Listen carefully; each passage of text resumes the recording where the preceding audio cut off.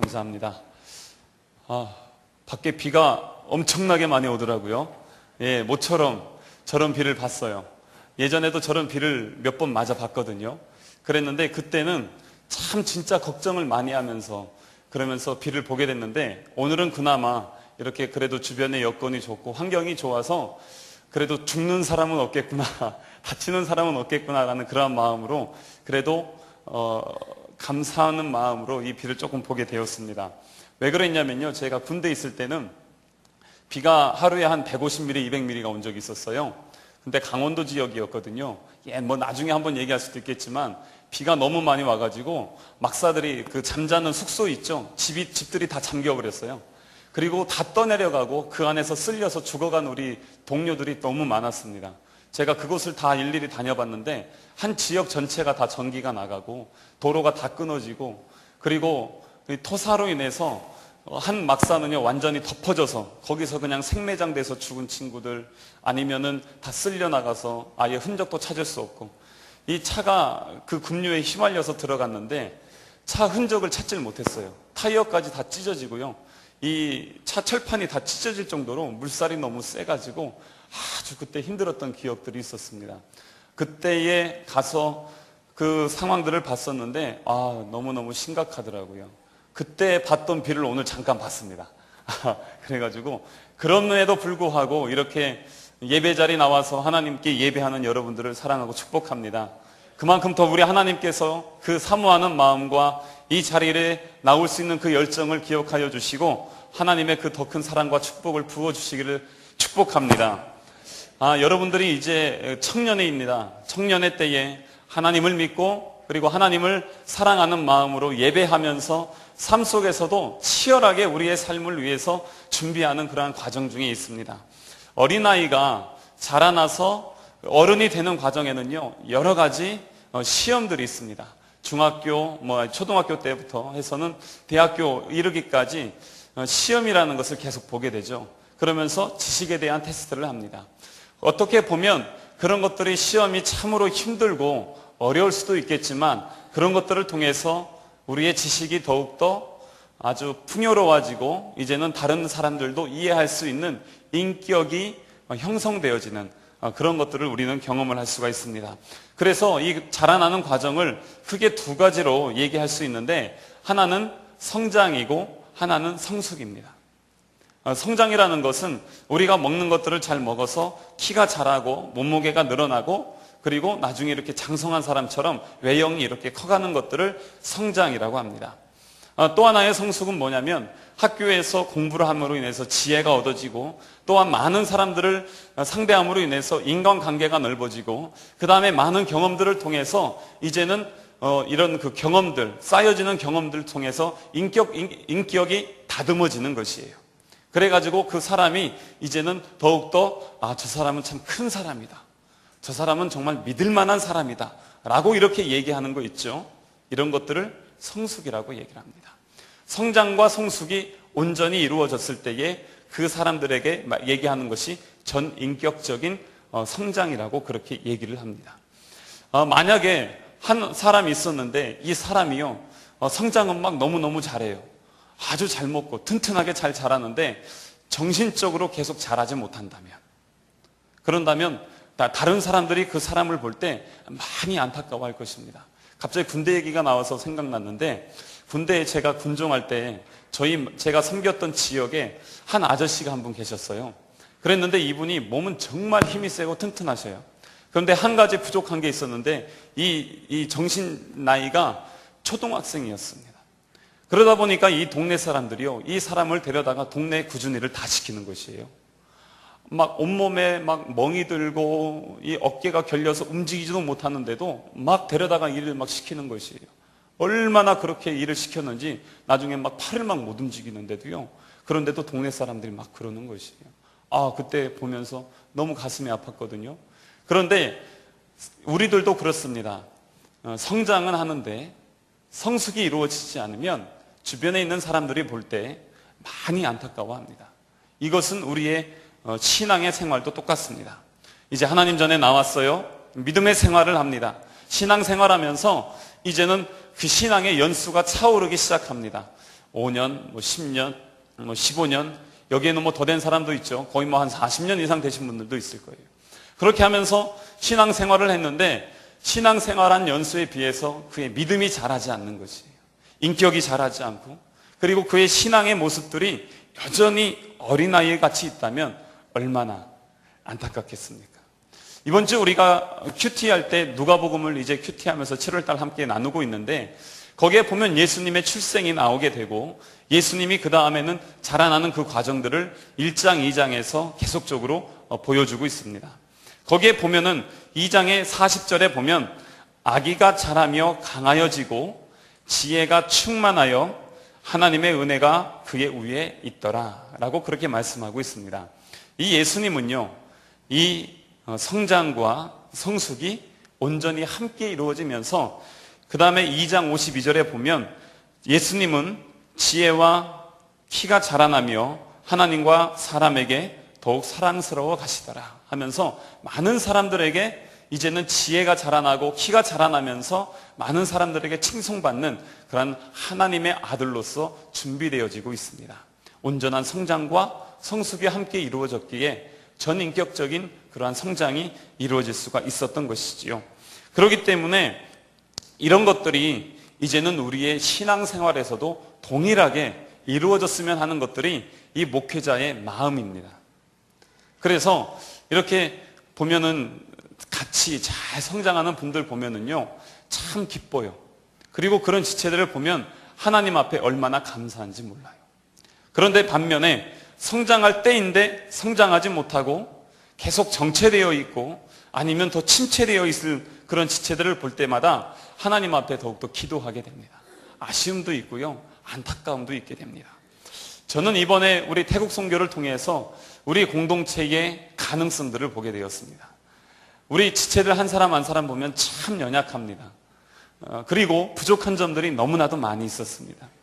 그런데 시간이 지나면서 그들이 마음을 하나씩 모으기 시작했고, 힘들고 어려운 일들이 있으면 서로 나누고 그리고 협력해서 선을 이루어가는 그러한 귀한 사역의 모습들을 보게 되었습니다. 짐을 나를 때도, 그리고 일을 할 때도, 그리고 사람들과 함께 여러 가지 프로젝트를 할 때마다 이제는 우리가 점점 하나가 되어져 가는구나 라는 것들을 우리 공동체가 함께 누릴 수가 있었습니다. 그런 것들을 볼 때 이 담당 교육자의 마음속에는요, 기쁨이라는 것이 올라오게 됩니다. 오늘 말씀을 보면은요, 그럼에도 불구하고 약간의 아쉬움들이 있는 것을 볼 수가 있어요. 고린도 교회를 향해서 바울이 편지를 쓰고 있습니다. 그런데 이 바울이 고린도 교회에 편지를 쓰는데 이 고린도 교회는요, 약간의 아쉬움들이 있었어요.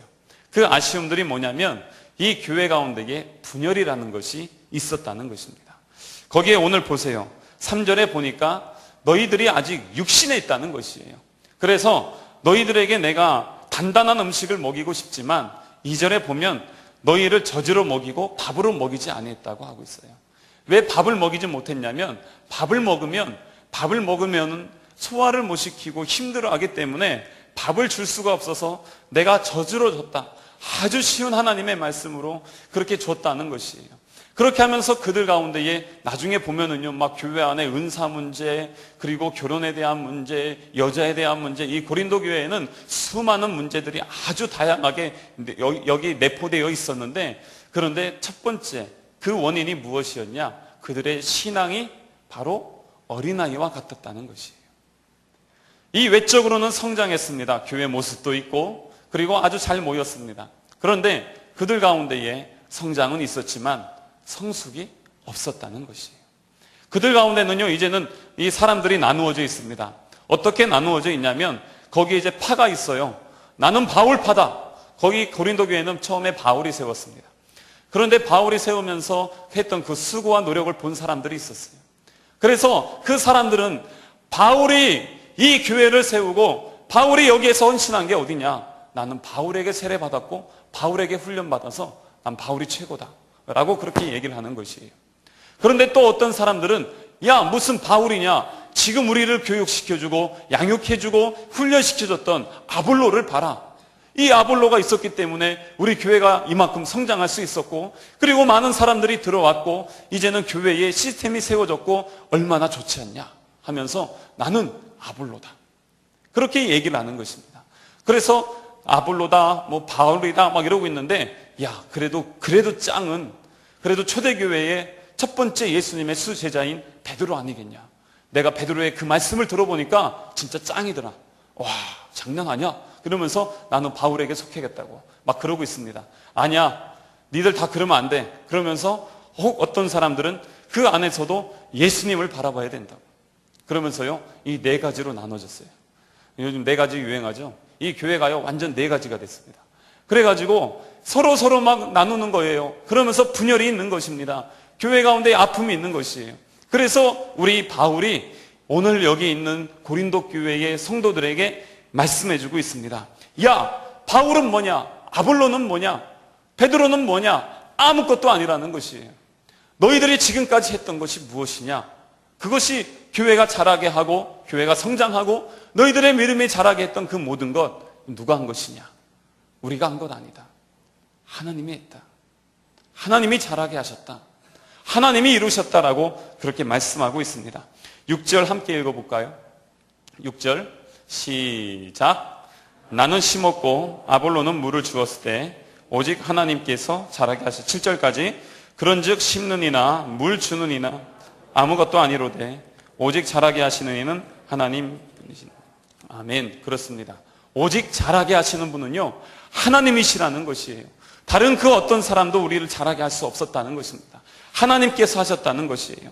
자기가 했던 그 모든 것들이 하나님께서 부어주셨기 때문에 하나님께서 은혜를 주시고 하나님께서 능력을 주시고 하나님께서 은사를 주시고 하나님께서 나에게 지혜를 주셔서 했을 뿐이지 내가 한 것이 아니라는 것이에요.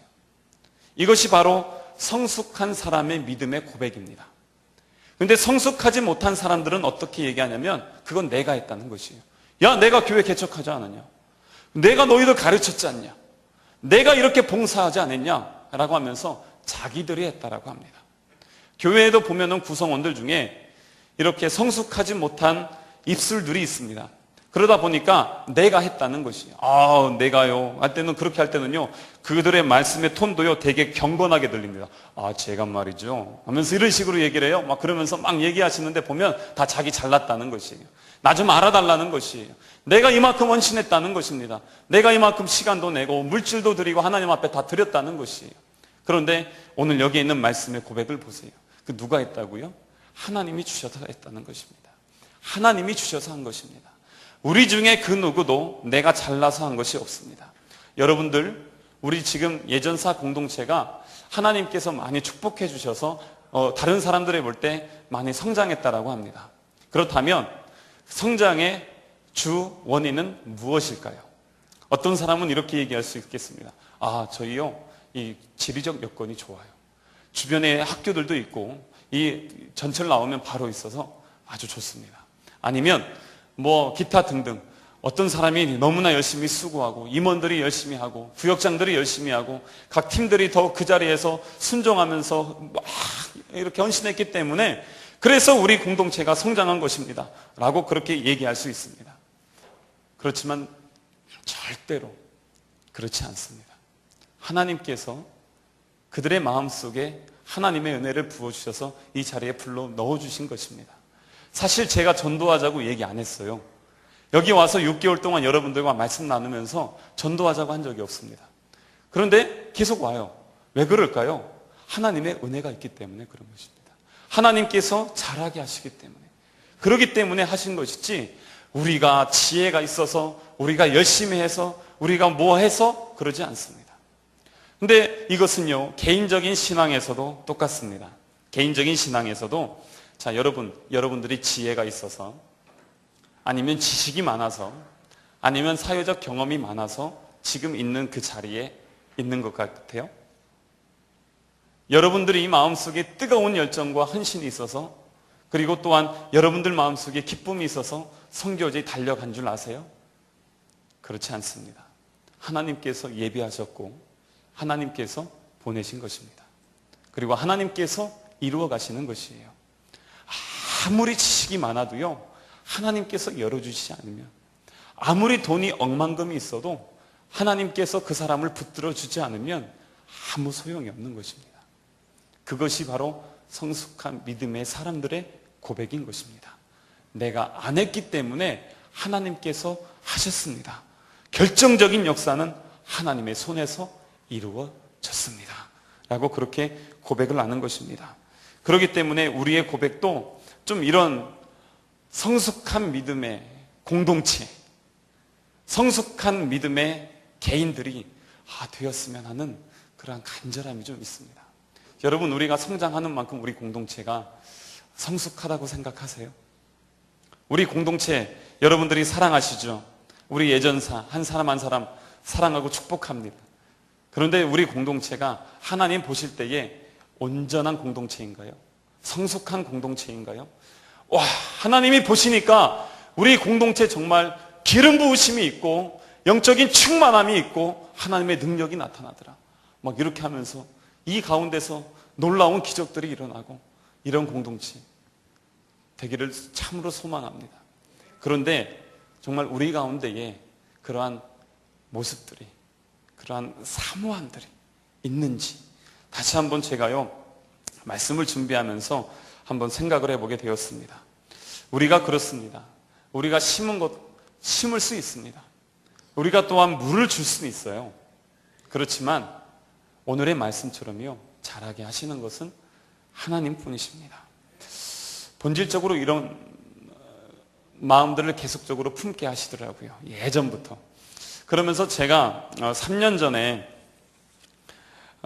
네팔에 한번 다녀온 적이 있었습니다. 선교였는데 선교를 하면서 했던 것들 잠깐 좀 나눌게요. 거기에 가면서 처음에 저희가 갔을 때가 건기였어요. 근데 가고 나서 며칠 후에 우기로 바뀌었습니다. 저희가 수도 네팔의 카트만두에서 사역을 1차 마무리하고 2차 사역지가 어디였냐면 까까르비따라고 하는 지역이었는데 거기는 차로 네팔 거기 우리 숙소에서 18시간 정도 가는 거리에 있었어요. 처음에 내려갈 때는 산을 쭉 히말라야 산맥을 쭉 넘어서 이제 쭉 내려가거든요. 밑으로 한참을 내려가는데 처음에 내려갈 때는 건기였습니다. 그래가지고 거기 강들이 지나가다 보면 아주 많이 있었거든요. 근데 이 강들이 다 말라 있는 것이에요. 그렇기 때문에 우리가 길을 지나가는데 아무런 어려움이 없었어요. 그렇게 하면서 그냥 잘 지나갔습니다. 그 다음에 첫날 도착하는 저녁에 우기가 시작되었어요. 내려가서 도착하니까 비가 내리기 시작하더라고요. 비가 내리고 나서 이제 그쪽에서 사역을 잘 감당했습니다. 보통 한 40도가 되어야 되는데 비가 오므로 인해서 열이 내려가서 한 30도 정도까지 낮춰져 가지고 저희가 그때도 하나님께서 날씨를 주관해 주셔서 얼마나 사역을 잘 감당했는지 몰라요. 그렇게 한 다음에 올라올 때가 되었습니다. 올라오는데 보니까요 우기가 시작되면서 비가 많이 내려서 내려갈 때는 말라있던 땅들에 물이 흐르기 시작하는 것이에요. 많이 흘러요. 그러다 보니까 사람들이 나와서 물을 갖다가 물로 씻기도 하고 거기는 뭐 이런 수도 시설이 없잖아요. 그러다 보니까 물을 받아가지고 먹으려고 그런 준비하는 사람들을 오면서 아주 많이 보게 되었습니다. 제가 그러면서 그때 느꼈던 게 하나 있습니다. 그게 뭐냐면 건천신자라는 것입니다. 건천신자라는 게 뭐냐면 이런 것입니다. 하나님이 주시는 은혜가요 위에서부터 계속적으로 부어지는 것입니다. 계속 부어져요. 메말라 있습니다. 그런데 비가 오니까 그 메말랐던 흔적이 없어요. 강에 물이 충만해지면서 사람들이 와서 강에서 누릴 수 있는 것들을 다 누리더라고요. 그래서 이런 것이구나. 위에서 하나님의 은혜가 임하여지면 그것들이 자꾸 보여지고 드러나게 되고 감사하게 되는 것입니다. 그렇게 되면 어떻게 되냐면요 마음속에 기쁨이 있습니다. 찬양을 할 때도요 그냥 하지 않습니다. 얼마 전에 우리 여기 부산에서 저쪽 온천동인가요? 집회를 하는데 한 분이 나오셔가지고 찬양을 하는데 보신 분들은 아실 거예요. 여기에서 너무나 자유하게 앞에서 찬양 인도하시는 분 바로 앞에서 한 아주머니께서 맨발로 나오셔가지고 춤을 추시는데요 박자 하나도 안 맞고요 그리고 몸짓 전혀 안 맞습니다. 혼자 막 이러면서 하는데, 그런데 이것을 쉬지 않고 거의 한 30분을 하시는 거예요. 그런데 왜 그럴까요? 왜 그렇게 할 수 있을까요? 은혜가 있기 때문에 할 수 있습니다. 찬양이 시작되면서부터 나오기 시작해서 끝까지 막 그러는데 저희가 깜짝 놀랐어요. 처음에는요, 이상한 분이신가? 그랬어요. 진짜로.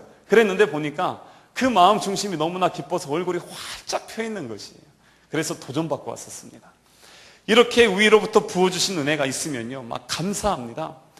기쁨으로 헌신합니다. 자기가 있어야 될 자리에는요, 반드시 지키고요.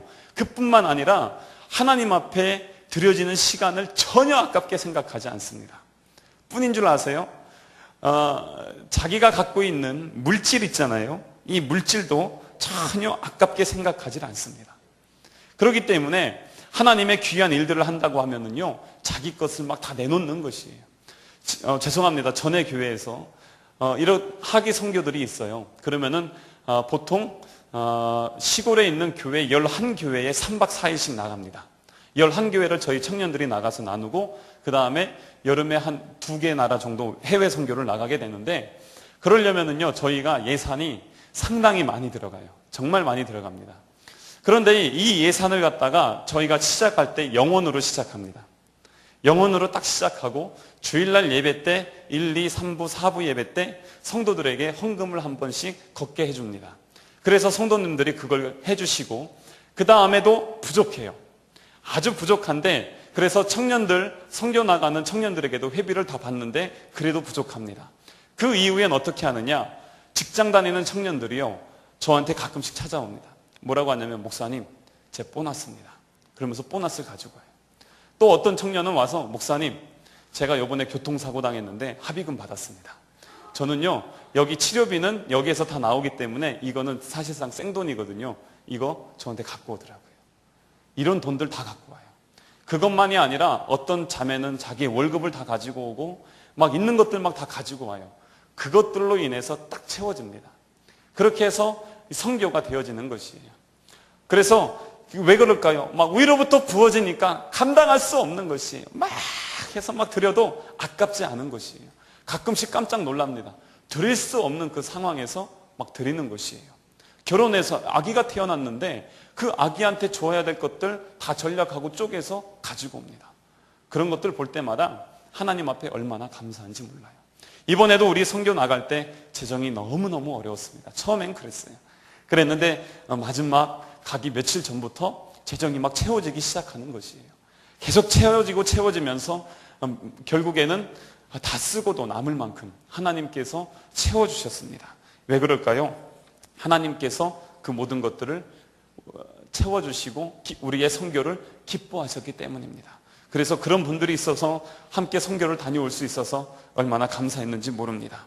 너무 좋죠? 하나님의 은혜가 위로부터 부어지게 되면 모든 것이 하나님의 은혜입니다. 여기는 이 십자가 하나만 봐도요, 그냥 눈물이 흐릅니다. 교회에서 봉사하고 헌신하죠? 교회에서 봉사 헌신할 수 있는 자격 없는 나에게 이런 자격을 주신 하나님께 감사하면서 눈물을 흘립니다. 얼마나 사모함으로 나와서 예배 시간에 앞에 나와서 찬양하고 기도하면서 하나님의 은혜를 사모하는지 모릅니다. 혹시 그런 기억 있으세요? 오늘 본문 말씀이 뭔가 하고 본문 말씀만 보다가 눈물 흘리는 기억 있으세요? 그러면서 하나님의 그 만지심과 은혜를 막 체험하는 것입니다. 그런데 이 건천신자라고 하면은요, 이 마른 시냇가잖아요. 약간의 문제가 있습니다. 뭐냐면 이것이 위로부터 부어주시는 은혜가 끊기게 될 때가 있습니다. 위로부터 부어주시는 은혜가 끊어지게 되면 그때부터는 자기 바닥이 드러나기 시작합니다. 바닥이 드러나게 되면서부터 자기의 신앙생활에 있어서 다시 한번 점검이 들어갑니다. 내가 왜 그 많은 시간을 교회에 쏟아부었을까? 내가 왜 그 아까운 돈을 교회에다가 다 바쳤을까? 그러면서 돈도 아깝게 느껴지고 시간도 아깝게 느껴지고 봉사를 내가 왜 이렇게 힘들게 했나 하면서 신앙의 회의가 드러나게 됩니다. 가끔씩 성질도 올라오고 이제 막 짜증이 납니다. 공동체가 싫어지는 것이에요. 내 헌신이 유치하게 되고요. 하나님 앞에 드렸던 그 모든 것들이 이제는 다 무가치한 것처럼 느껴지게 된다는 것입니다. 아까 우리가 찬양했죠. 주님 뜻대로 살기로 했네. 그런데 이런 사람들이 이제 나중에 어떻게 부르냐면 가사가 조금씩 바뀝니다. 혀 짧은 사람들이 주로 이렇게 하는데 주님 뜻대로 살기도 했네 이렇게 바뀌는 거예요. 살기도 했어요. 살기로 했네가 아니라 살기도 했어요. 과거에 그런 흔적이 있다는 것입니다. 신앙생활의 흔적이 있어요. 골짜기의 흔적은 있습니다. 열심히 뜨겁게 찬양했던 흔적도 있고 눈물 뿌리며 기도했던 흔적도 있고 말씀을 사모했던 그 흔적도 있습니다. 입으로는 주여 주여 할 수 있습니다. 그러면서 하나님의 그 은혜 가운데 있는 것처럼 그렇게 보입니다. 그 흔적이 선명하게 있습니다. 저는 그 마른 강가들을 보면서 그 물의 흔적들을 선명하게 봤습니다. 하지만 말랐을 뿐입니다. 물이 흐르지 않는 것이에요. 그러다 보니까 메말라 있기 때문에 불평하는 것입니다. 원망하는 것입니다. 원수를 사랑했던 흔적도, 낮은 마음으로 섬겼던 그 흔적도, 아까운 줄 모르고 나누었던 그 흔적도 큰 골짜기를 이루지만 골짜기일 뿐 그곳에 물이 더 이상 흐르지 않는다는 것이. 이번 주 큐티에서 묵상했던 것처럼 이제는 세례 요한이 주님의 오실 길을 예비하라 라고 그렇게 말씀하고 있는데, 이 주님의 오실 길을 예비하려면요, 우리 가운데 있는 높은 산들이 무너지고 깊은 골짜기들이 메워져야 돼요. 그래야 우리 주님께서 고속도로를 타고 휙 올 거 아니겠어요? 그랬는데 이 높은 골짜기들이 있기 때문에 오질 못하시는 것이에요. 깊은 골짜기가 있어서 그거 메꾸시고 오시느라고 너무너무나 힘든 것입니다. 높은 산이 무엇일까요? 오늘의 말씀에 적용을 한다면 이 높은 산들은 바로 우리의 교만인 것입니다. 이 높은 골짜기들이 메워져야 된다는 것이에요. 신앙생활 잘한 흔적의 모습들입니다. 내가 예전엔 이렇게 찬양했고 예전엔 이렇게 했고 이렇게 했다고. 그래서 지금 어떻게 하라고요? 그런데 그것이 여전히 신앙의 연수로 쌓여 있어서 높은 산을 이루고 있습니다. 그러면서 다른 사람들에겐 얘기합니다. 야, 이렇게 하는 거야 하면서 공유거나 충고는 잘해요. 비판도 아주 잘합니다. 하지만 자기는 메말라 있는 것이. 깊은 골짜기는 왜 그럴까요? 그렇게 자꾸 교만해지다 보니까 안에서요 상처가 깊어지는 것입니다. 은혜가 메말라서 그것들이 자꾸 골짜기를 이루고, 그래서 자꾸 이것이 상처가 되고 아픔이 되어서 그 고통의 흔적들이 깊어지는 것입니다.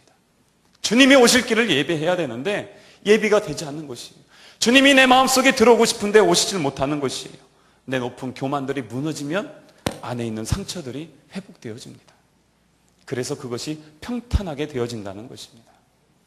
그럴 때 바로 성장과 성숙을 이루어 갈 수가 있는 것입니다. 혹 우리는 어떻습니까? 우리는 쩍쩍 갈라지는 그런 건천의 바닥처럼 우리의 심령이 혹시 그러진 않습니까?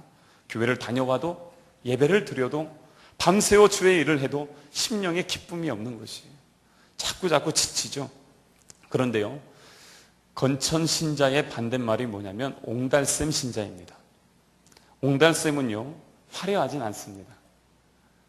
그리고 아주 크지도 않습니다. 그런데 이 옹달샘의 특징은 뭐냐면 속에서 흘러나온다는 것이에요. 흘러나오기 때문에 마르지 않습니다. 자, 차이가 있습니다. 건천 신자는요 외부의 영향을 받습니다. 누가 나한테 뭐라고 하든지, 아니면 하나님의 은혜가 부어졌을 때에 확 올라갔다가 내려올 때도 있습니다. 이것을 다른 말로 하면 온독의 신앙이에요. 뜨거우면 확 올라갔다가 차가울 때 확 내려갑니다. 그대로 막 합니다. 그런데 이 옹달샘 신앙은요 속에서 흘러나오기 때문에 외부의 영향을 받지 않습니다.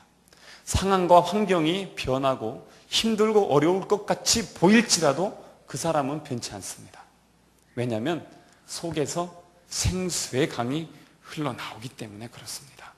수많은 신앙의 위인들이 감옥에서, 그것도 독방에서, 오지에서, 교회가 없는 곳에서 신앙 서적이 없이, 부흥회 없이, 목회자가 없이도 뜨거운 우리 주님의 사랑 그거 하나 붙잡고도 그들의 신앙을 붙잡고 있는 이유가 있는 것입니다. 지금도 저 탈북자들과 중국에 있는 수많은 사람들, 아니면 5대양 6대주의 수많은 사람들이 성경을 읽지 못하지만 뜨거운 눈물로 하나님 앞에 기도하면서 하나님을 만나고 있는 것이. 왜 그렇겠습니까? 그들 마음속에 바로 이 중심에서 샘이 흘러나오고 있기 때문에 그렇습니다. 성경책이 발각되고 예수님 믿는다는 것이 드러나기만 해도 죽을 수 있는 상황이지만, 그렇지만 그들은 기뻐하며 찬양합니다. 왜 그럴까요? 흘러나오는 거죠. 요한복음 4장에 나오는 말씀입니다. 예수님이 사마리아에 가셔서요, 여인을 만납니다. 그리고 작업을 거세요. 야, 나한테 물 좀 주라 하면서 딱 그렇게 말씀하세요. 그랬더니 이 여자가 뭐라고 하냐면, 어찌하여 유대인인 당신이 사마리아인인 나에게 물을 달라고 하십니까? 그렇게 얘기합니다. 왜냐하면 당시 유대인들이 사마리아인들을 개 취급했기 때문에 그렇습니다.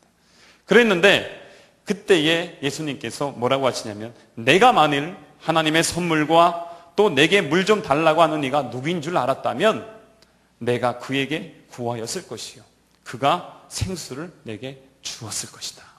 예수님이 그렇게 말씀하십니다. 예수님은 여인에게 진정한 생명의 생수가 무엇인지를 말씀해 주고 있습니다. 그때에 이 여인이 주님, 나 그런 물 좀 먹고 싶어요 하면서 이렇게 얘기를 합니다.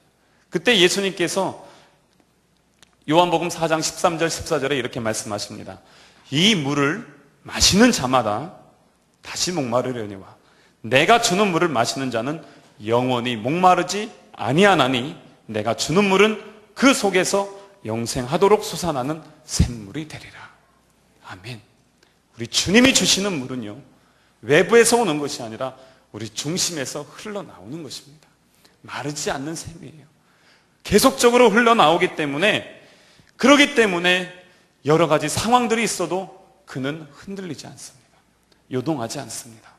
그렇기 때문에 그를 보고 성숙한 신앙이다, 그렇게 얘기를 합니다. 영적인 용어를 사용하고 영적인 지식이 뛰어나다고 영적인 사람이 아닙니다. 영적인 것들을 사모하고 좋아한다고 해서 영적인 사람은 아닙니다. 중요한 것은 내면에서 솟아오르는 옹달샘이 있느냐 없느냐인 것입니다. 내 마음 중심에 그 예수 그리스도의 생명이 있으면요, 흔들리지 않아요. 시편 23편에 보세요. 여호와는 나의 목자시에요, 내게 부족함이 없습니다. 그가 나를 푸른 초장으로 인도하십니다. 생수 옆에 있는 곳에 있는 나무는요, 마르지 않습니다. 마르지 않을 뿐더러 그 생수의 옆에 있는 그 나무들은 열매를 맺게 됩니다. 수련회 다녀오셨죠? 거기에서 하나님의 마음을 품었습니까? 그렇다면 그것이 이 자리에서 열매를 맺어야 되는 것입니다. 선교지에 가서 열심히 헌신하셨죠? 그 자리에서 하나님의 일들을 감당하셨죠? 하나님의 마음을 품고 하나님의 손과 발이 되기를 소망하면서 기도하셨죠? 그것이 이제는 내 삶에서 열매를 맺어야 됩니다. 내 삶은 변하지 않습니다. 착각하시는데요, 선교지 다녀왔다고 해서 내 인생이 바뀌고 내 가족이 바뀌고 내 직장이 바뀌고 다 바뀌고 이러지 않습니다. 상황은 똑같습니다. 근데 뭐가 바뀌어요? 내가 바뀌는 것입니다. 내가 바뀌어서 왔기 때문에 나를 통해서 변화시키고 열매 맺게 하시는 것입니다. 그게 바로 선교지의 은혜인 것입니다. 하나님의 은혜는 그런 데서 나오는 것입니다. 그래서 우리 주님께서 이렇게 말씀하십니다. 골로새서 2장 6절에 보면, 그러므로 너희가 그리스도 예수를 주로 받았으니 그 안에서 행하되 그 안에 뿌리를 박으며 세움을 받아 교훈을 받은 대로 믿음에 굳게 서서 감사함이 넘치게 하라. 뿌리를 받고 세움을 얻고 믿음에 굳게 서서 흔들리지 않고 그 열매가 나오는데 감사로 우리 하나님의 이름을 높인다는 것입니다.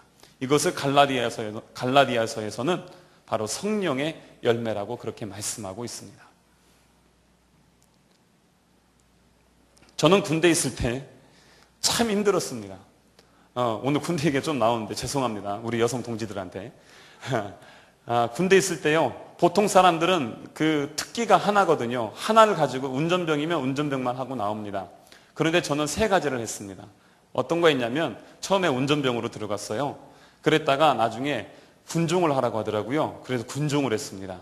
대대 군종은요, 제가 있었던 곳은 우리 부대 교회와 지역 동네 사람들까지 다 섬기는 교회였습니다. 그래서 일주일에 예배가 14번이었고 14번 중에 주일 낮 대예배만 목사님이 오시고 나머지 13번을 제가 인도했습니다. 신학도 그때는 안 했고요. 그냥 교회 다니는 청년이었습니다. 목사 아들이라는 이유로 대대 군종이 되었어요. 그래서 섬겼습니다. 또 하나는 군종한다고 했다가 쫓겨나가지고 어디로 갔냐면 전투 중대로 갔습니다. 그래서 공병이라는 걸 했습니다. 그래서 운전병이 하는 훈련, 공병이 하는 훈련, 그리고 군종병이 하는 걸 다 해봤습니다. 그랬는데 저는 거기에서 왜 이 얘기를 하냐면 진짜 많이 고생했습니다. 남들이 얘기하는 그런 게 아니라 저는 군종한다고 했다가 쫓겨났는데 쫓겨난 그 부대가 어느 부대냐면 제가 부대에 딱 들어가자마자 일주일도 안 돼서 제 차가 사고가 났어요. 사고가 났는데 그 자리에서 2명이 즉사하고 그리고 10몇 명이 장애인이 되었습니다. 바로 제대했어요. 그게 이제 저녁에 뉴스에도 나왔었습니다. 그런데 제가 쫓겨난 부대가 바로 거길로 쫓겨났습니다. 그래서 걔들하고 저희하고는 감정이 안 좋았거든요. 평소에 아저씨 하다가 하루아침에 제가 거길로 쫓겨난 거예요. 그래서 이제는 고참이 됐는데 제가 중간이었거든요, 딱. 근데 저 고참 대우 전혀 안 해줍니다. 그리고 제가 하루아침에 저한테 고참된 사람들도 저를 후임병으로 인정 안 해줬습니다. 완전히 군중 속의 고독 있죠. 완벽한 왕따. 가둬놓고 하나님이 아주 훈련시키는데 장난 아니었어요. 근데 그거는 그래도 아무것도 아니었습니다. 제가 군종한다고 하고 나서 2개월 후에 우리 같은 예하 부대의 다른 부대가 불이 나버렸어요. 불이 났다는 핑계로 교회 점검한다는 이유로 교회 와서 교회 전기 다 끊고 그리고 저를 휴가를 보내더라고요. 휴가 보내서 갔다 와서 보니까 교회의 모든 것들을 다 갖다 쓰레기통에 버렸는데 수도꼭지 하나 남아있더라고요. 마을 사람들 들어오지 못하게 철장으로 다 닫아놓고 그러면서 종교 탄압이 시작이 되었습니다. 제가 받은 종교 탄압이 너무 세서 국방부에게까지 직접 올라갔고요. 국방부에서 우리 그 부대장한테 아주 그냥 전화로요. 장난 아니었습니다. 부대장이 잘릴 정도로. 그래서 거기에서 받았던 그런 것들이 너무나 많았어요. 그것을 쉬지 않고 1년 내내 했습니다. 그래서 저는 군 생활하면서 아침부터 저녁까지 살면서요. 하루에 이 새끼는 영창 보내야 된다는 얘기를 저한테 와서 최소 2번, 3번씩 했습니다.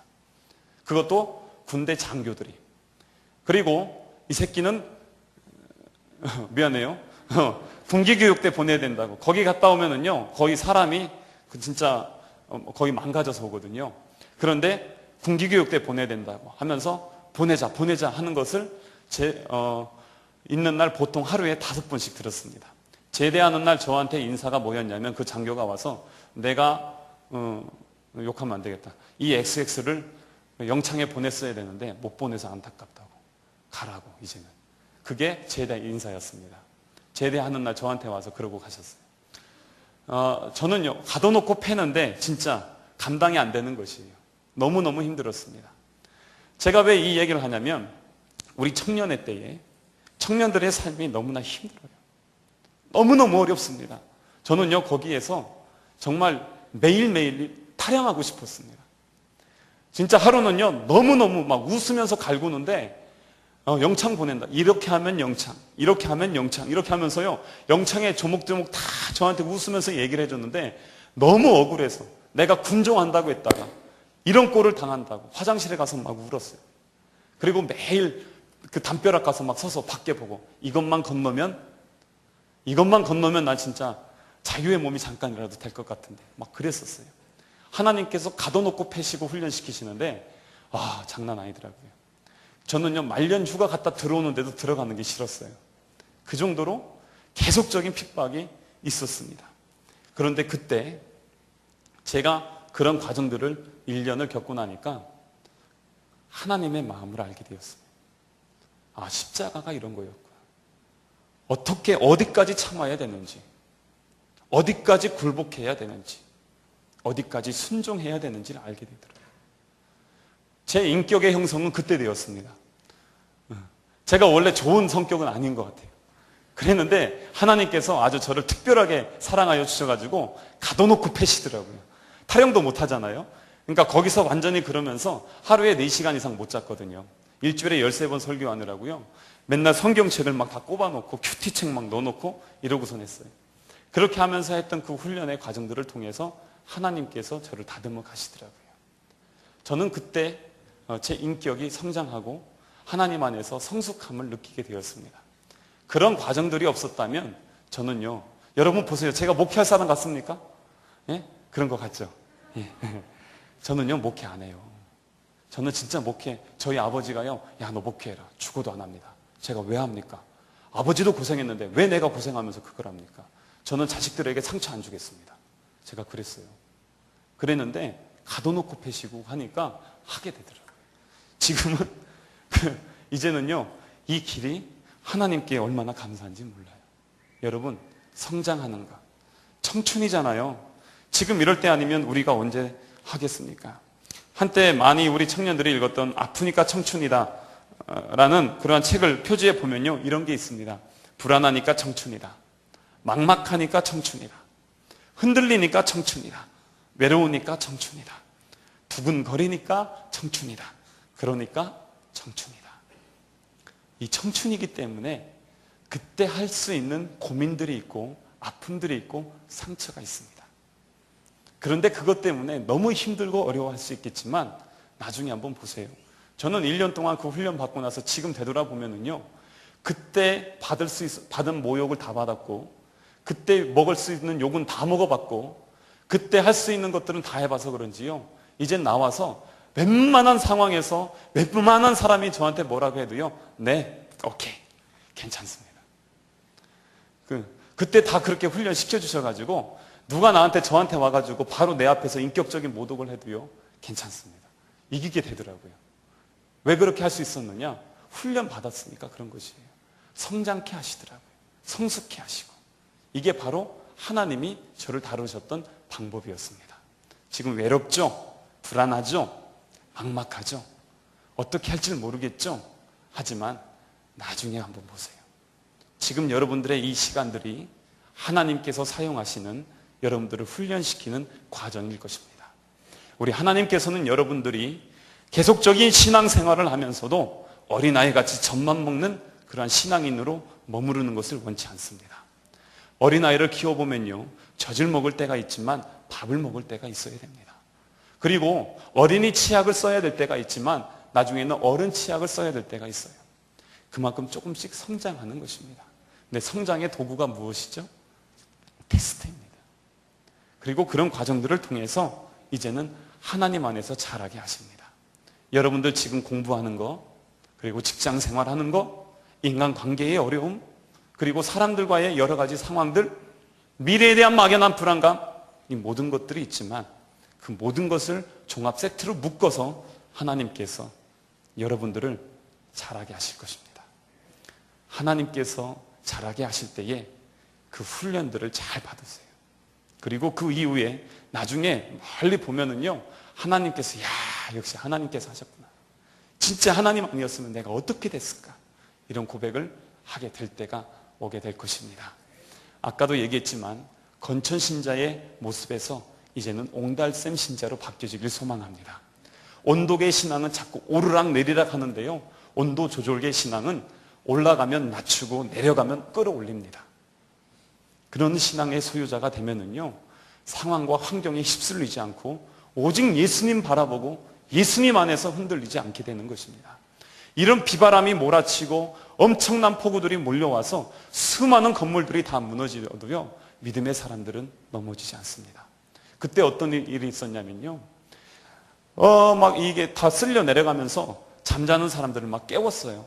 왜냐하면 이제는 이 내무반에 물이 차고 넘치기 때문입니다. 무릎까지 오면은요, 사람들이 걷질 못해요. 물살 때문에. 그런데 복숭아뼈 차고 오를 때, 야, 일어나, 총 챙겨. 이러면서 막 다 깨웠어요. 그런데 이게 점점 불어오니까, 야, 그냥 튀어나가! 나가자마자 쓸려 내려갔는데, 쓸려 내려가서 쫙 가다가 어디까지 갔냐면, 계곡 끝에 나무에 걸려버렸어요.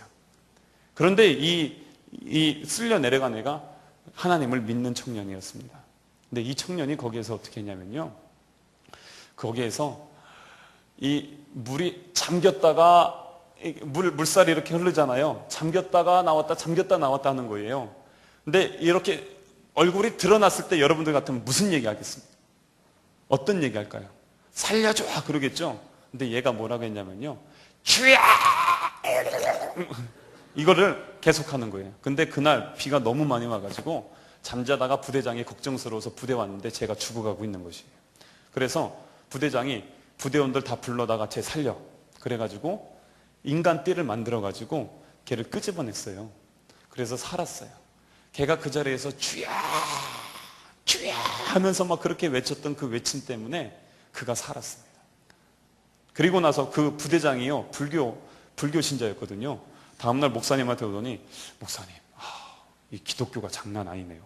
그리고 나서 교회 다니기 시작했습니다. 그런 일들이요, 이제 얘기하면요, 저 한 3시간이 할 수 있어요. 나중에 할게요. 그런 일들이 많았습니다.